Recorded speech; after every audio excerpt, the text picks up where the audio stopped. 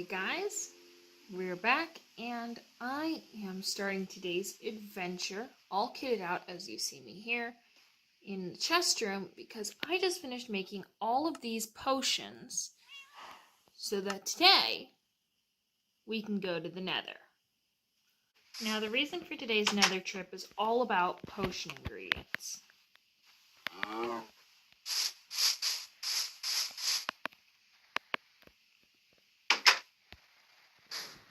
I want to make sure that I have enough potion ingredients for whatever I need. On top of which, I spend a lot of time. Let's talk about the second.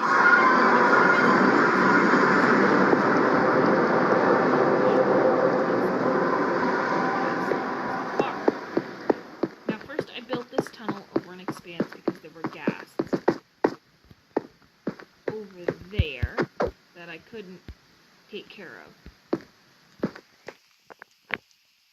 in order to get to this Nether fortress.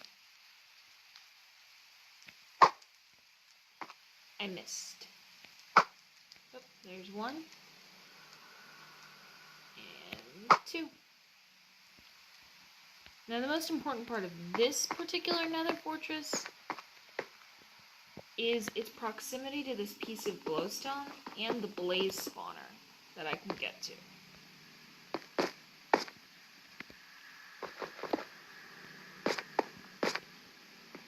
Glowstone is important because if you have a potion, whoops, I forgot, potions.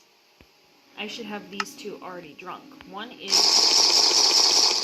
the other is a potion of slow. While the particle effects can get a little annoying, the important part about these potions is that slow falling will make sure that I'm not constantly dying to fall damage, considering where we are out here. And the fire resistance helps protect me against the majority of damage from the nether mobs. Now, if I wanted to, say, take damage from a gas, I would take damage from the impact, not the fire. That's what will be going on there. I also have a couple splash potions of instant health. First and foremost, because splashing potions on yourself is faster than drinking them. And second of all, because splash potions of instant health and regeneration will hurt undead mobs, such as a wither skeleton or a regular skeleton, like the ones with bow. And that helps me. Now that's the spawner up there. And in order to get to it, we're going to go up here and around a couple corners. Here we are. As you can see, I'm taking no damage from the blazes. But I'll let them hit me. See? Come on, guys, hit me. Hit me. Come on. Come on.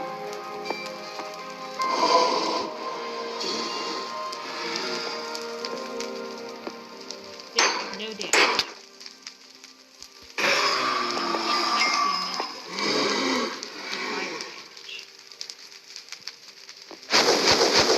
See? No damage.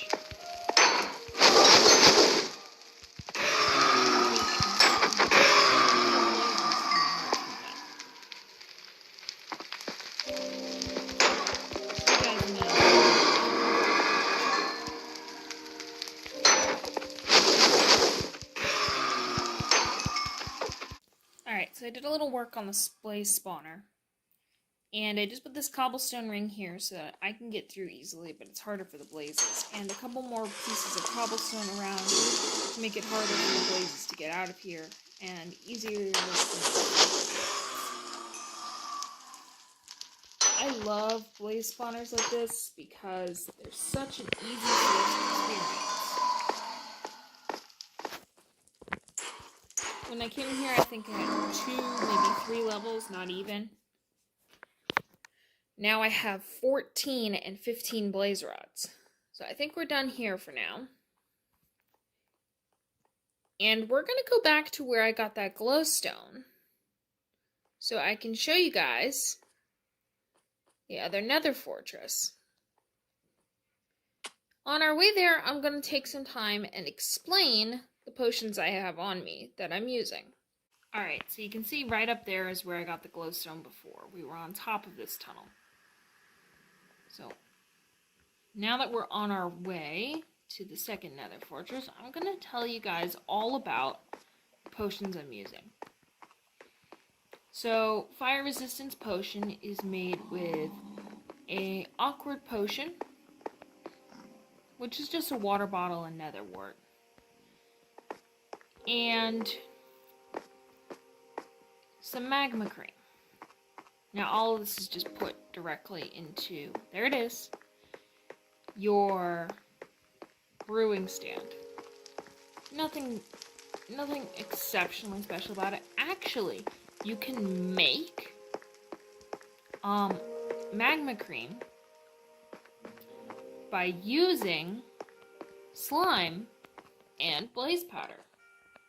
Just like you would make an Eye of Ender using an ender pearl and blaze powder. Now the first time I came here I had to block off all this lava because it was blocking and messing everything, but it's less of an issue now that I have fire resistance potions.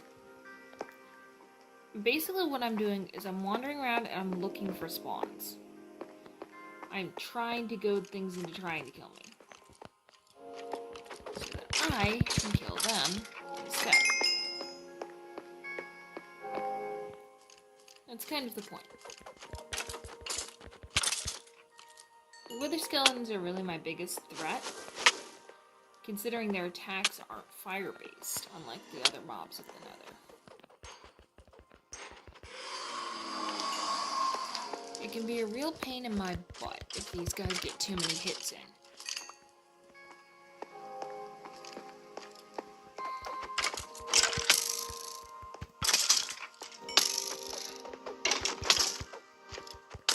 Now, Slow Falling Potion is made from Phantom Membrane,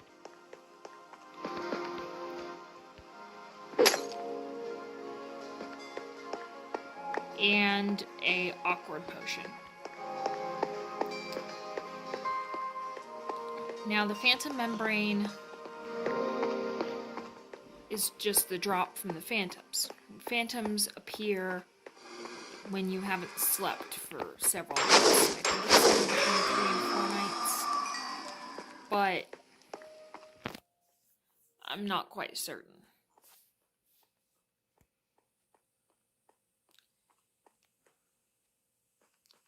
And the Slow Falling Potion can be very useful, or it can be annoying. Depends on what you're using it for. Most people I've seen use it for the end, so they don't need to worry about feather falling on their boots, etc. I'm using it in the nether in tandem with fire resistance, so I don't take fall damage from something like this, where I would end up not only falling, but in the lava. And that's a different kind of pain in the butt.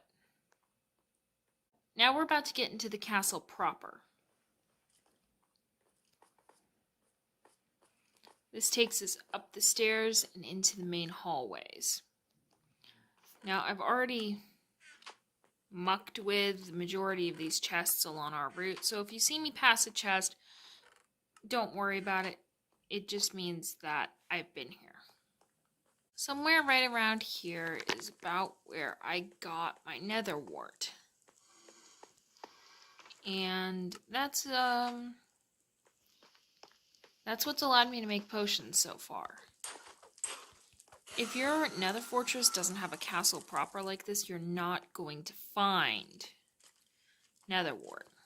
And that's why I had to find the second one, even though we had the one right there by our portal. It had no castle proper.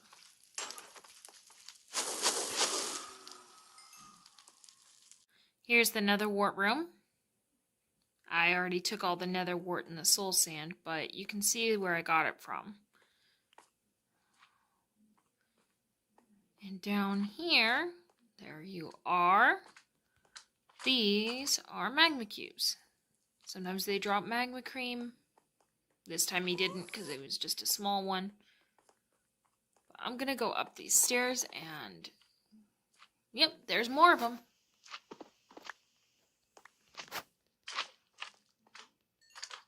Just like slimes, these guys split when they die. So sometimes you have one, and then suddenly you have 6.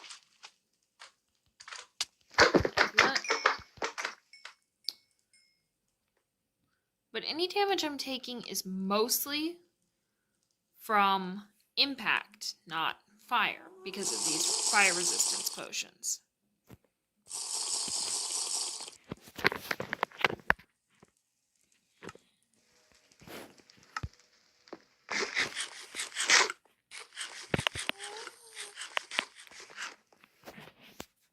I'm gonna dig around and let you guys know when I find something cool.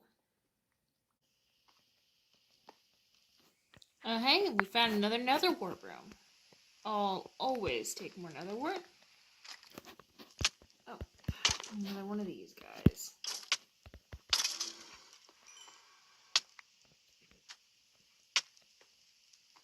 I should be wary of while I'm down here. Alright. So, with the nether wart in hand, I'm probably actually, what I want to do is I want to have it, oh wait, whoa, that's a wither skull. That is a wither skull. Alright, do I have any potion effects that have worn off that I can drink? How about I just take an instant health? No, I don't need it. Crumbs. Alright. Looks like we're losing the coal. And the netherrack, because I can always get more of that. And the soul sand, because I can always get more of that. That is impressive.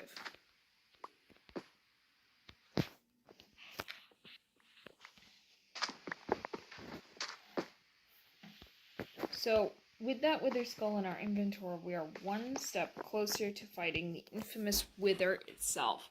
But that's not going to happen this episode. No, I'm nowhere near ready for that. The difference in strength between the wither in Java and the wither in Pocket is monstrous.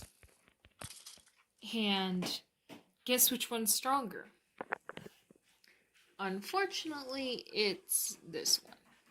So, like I said, the wither will not be fighting today, but I will, at some point, probably fight the wither. There are a couple ways to do it, but I plan on following sound advice and making sure I don't die. Those are the biggest problems. We connected back to our origin point, which is good. I'm going to take some cobblestone, make a platform, get that glowstone, and then we are out of the nether. So guys, the last thing I wanted to do today is show you a couple things that my sister and I did off camera, and then we're going to build us a nether wart greenhouse. First thing I want to show you is this nifty little thing here. This is an auto smelter. We've got 4 furnaces going. Fuel goes in this chest. Product goes in this chest. And it gets down into these furnaces. Then if we go around the back,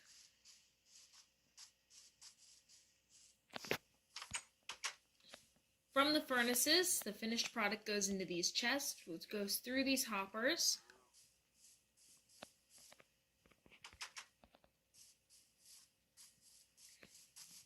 Back to this chest up here in the front where I can collect anything and everything that as it comes through.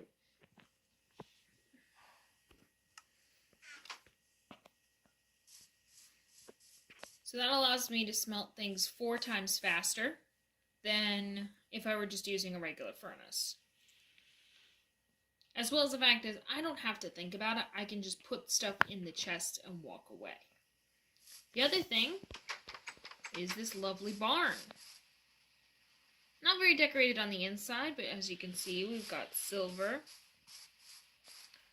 And this is Silver's mom. I'm going to call her Chestnut.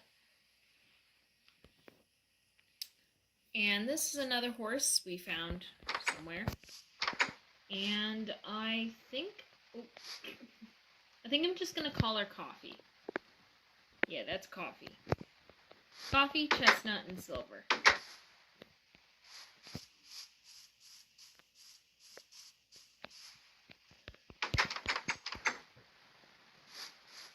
I'm going to build our nether wart greenhouse probably over here, above and next to the barn. I'll see you guys in a minute when I've cleared a flat space. Alright, that's our clear space. Now, unfortunately, I can't exactly time-lapse for you guys. I don't know how to make that work right now. But the next step is to take a whole bunch of this, the nether brick, and make ourselves a wall and put in the glass. Once the posts are complete, I will give you another screen cap. Alright guys, as you can see, I've got the basic framework out, even where the doors are going to go. I'm going to start putting in some glass, and I'm going to put in the soul sand, and I'll show you again. Alright guys, as you can see here, I've got the glass in now, and most of the roofing. I'm going to add one more layer of this regular nether brick, but then we're going to need all this nether wart, which is why I planted it, in order to prep us our roof block, which is going to be red nether brick. Now, for those of you who are veterans of the game, you'll know exactly what I'm talking about and how it works. For those of you who don't, red nether brick is made by placing the nether bricks like so and putting nether wart in the empty spaces. I'll show you guys again in a minute, whenever I get done with this next bit. See you guys in a sec. Well guys, it's taking a lot longer for the nether wart to grow than I thought, but I managed to get the first little chunk of the roof done today. Now, hopefully, by next episode, this will be all set and done, so no more worries about that. And maybe by the next episode, we'll be ready to hunt some endermen. If we can get enough ender pearls, we may just look for the end. Thanks, and goodbye.